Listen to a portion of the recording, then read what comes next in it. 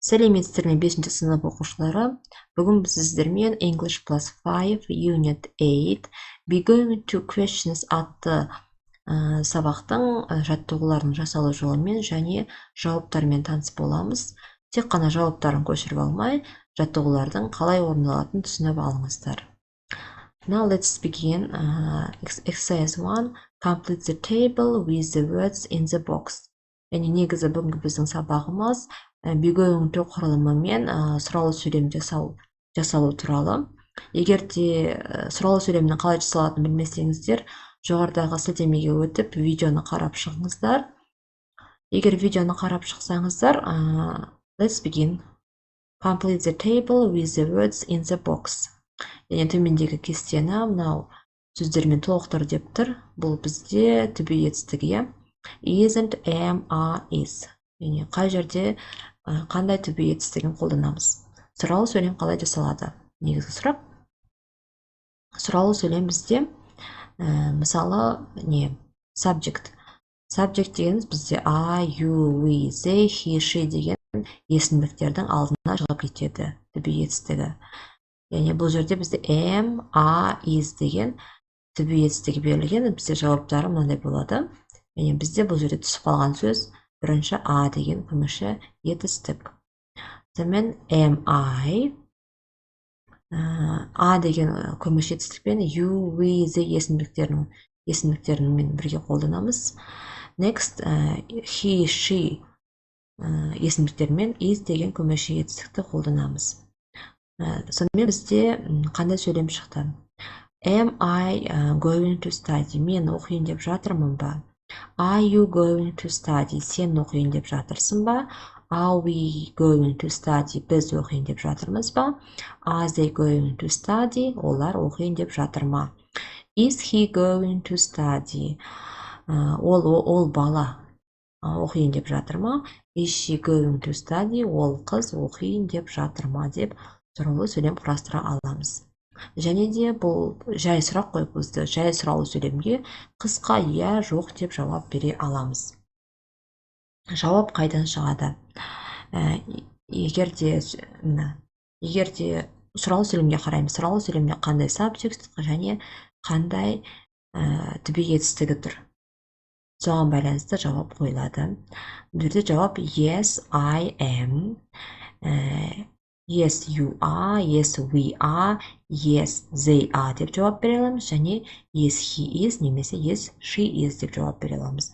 Егер де жоқ болатын болса, no, I am not, no, you aren't, no, we aren't, no, they aren't, no, he isn't, no, she isn't. Түсіп қалған сөздерін жазып алсаңыздар болады. Next, сұралы сөйлемнің тағы түрі бар. Бізде WH questions деп аталады, яғни арнайы сұралы сөйлемдер. Ол не үшін WH деп аталады? Бізде арнайы сұралы сөйлемдер сөздер бар ғой.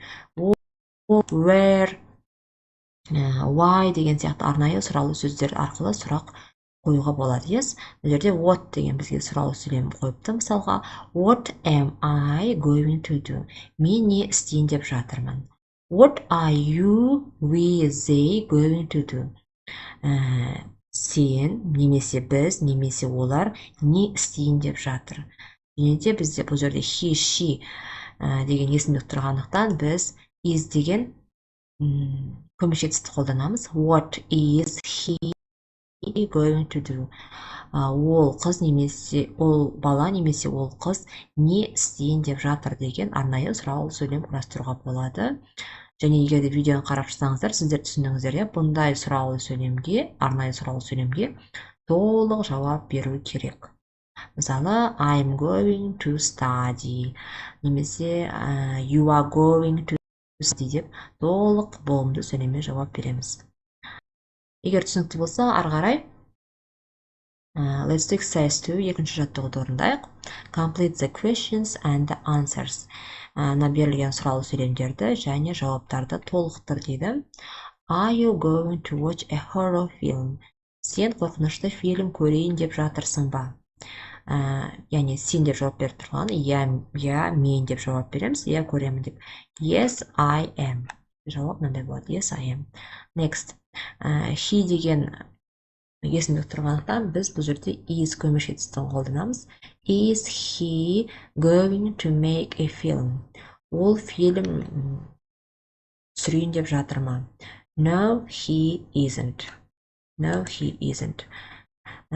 What are they going to do? Олар не істейін деп жатыр? They are going to make a film. Олар фильм түсірейін деп жатыр. Are they going to be a famous actors? Are we going to be a famous actors? Біз әйгілі актер болайын деп жатырмыз ба? No, we aren't. Жоқ, біз болмаймыз. Is Samad going to take David and Sarah sightseeing? Самат Дэвид пен Сараны көрнекі жерлерді аралауға апарайын деп жатыр ма? Yes, he is. Are you going to do your homework now? Сен үй жұмысын енді орындай деп жатырсың ба? No, I'm not. Next, when are we going to see them? Біз оларды енді қашан көрейін деп жатырмыз? We are going to see them next week. Біз оларды келесі аптада көрейін деп жатырмыз. Who is going to be the main actor? Басты актер кім болайын деп жатыр? Айнұр Ниязова is going to be the main actor деп толық сөйлеммен жауап береміз. Себебі бұл бізде WH questions деп аталады. Now let's do exercise 3. Make the sentences into questions and short answers. Төменде берілген сөйлемдерді сұралы сөйлемге айналдыр және қысқаша жауап бер дейді. Мысалы, he is going to win. Ол жеңейін деп жатыр. Сұралы сөйлем бізде жасау үшін is көмеш етістігін he деген есімдіктің алдына шығарып жібереміз. Сонымен is he going to win? Ол жеңейін деп жатыр ма? Yes, he is деп жауап береміз. Ал енді бұл үшінші сөйлемде қандай сұралы сөйлемдер құрастыруға болады? Is she going to save her friends? Ол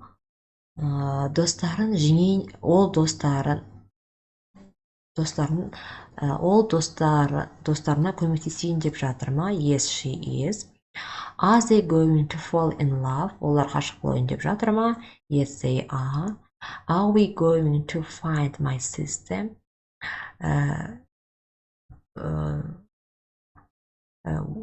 Біз менің сіңілімді немесе қарындасымды іздейін деп жатырмыз ба, табайын деп жатырмыз ба?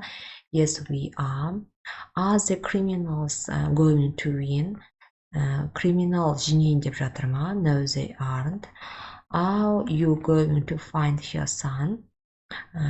Сен балаңды табайын деп жатырсың ба? Yes, I am. Is the evil wizard going to die? Сиқыршы қайтыс болайын деп жатыр ма? Yes, he is. Is winter going to end soon? Қыс жақын арада бітейін деп жатыр ма? No, it isn't. Are the fish going to escape? Балықтар жойылып кетейін деп жатыр ма? Yeah. Next, exercise 4. Make questions with be going to құрылымын пайдаланып сұралы сөйлем құрастыр дейді берілген сөздермен. Сонымен қандай сұралы сөйлем құрастырамыз? Are you going to watch a film this week? Бұл аптада сен фильм көрейін деп жатырсың ба?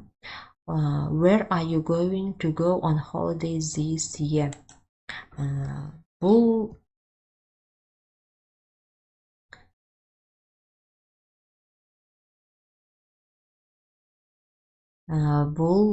жылы сен қайда демалайын деп жатырсың? How many books are you going to read this month? Бұл аптада сен қанша кітап оқиын деп жатырсың? Are you going to play football tomorrow? Ертең сен футбол ойнайын деп жатырсың ба? What are you going to eat for supper tonight? Кешкі асқа сен не жейін деп жатырсың? Are you going to do your homework on time? Сен үй жұмысын уақытында орындайын деп жатырсың ба? Деген сұралы сөйлем құрастыруға болады. Now exercise 5. Ask and answer the questions in exercise 4 with a partner. Төртінші жаттығудағы сұрау сөйлемдеріне сұрақ қойып және оларға жауап бере отырып досыңмен диалог құрастыр дейді. Бұл сұрау сөйлемдерге қалай жауап беруге болады? Егер де сіздің сұрау сөйлеміңіз, яғни А деген көмеші етістікпен басталатын болса, to be етістігімен басталатын болса, қысқа yes, I am, no, I am not деп жауап бере аламыз. Ал егер де мындай where, what деген арнайы сұрау сөзбен басталатын болса, бұл бізде арнайы сұрау сөйлем деп аталады. Сондықтан I am going to go to the деп, яғни бұл жерде where are you going to go on holiday this year? Бұл жылы сен қайда демалысқа барайын деп жатырсың деп сұрап жатыр. I am going to go to the sea, немесе теңізге барайын деп жатырмын. I am going to the белгілі бір Астана деп па, өзіңіздің қайда барайтыныңызды толық жауап бересіз. Яғни бұл жерде мен бос орын тастап кеттім. Осы бос орындарға мына жерде сіз қанша кітап оқисыз, мына жерге санын жазуларыңыз керек. Мына жерге кешкі асқа не ішейін деп жатырсың, тағамның атын жазу керек. Ал басқа сұрақтың бәріне иә немесе жоқ деп қысқа жауап бере аласыздар.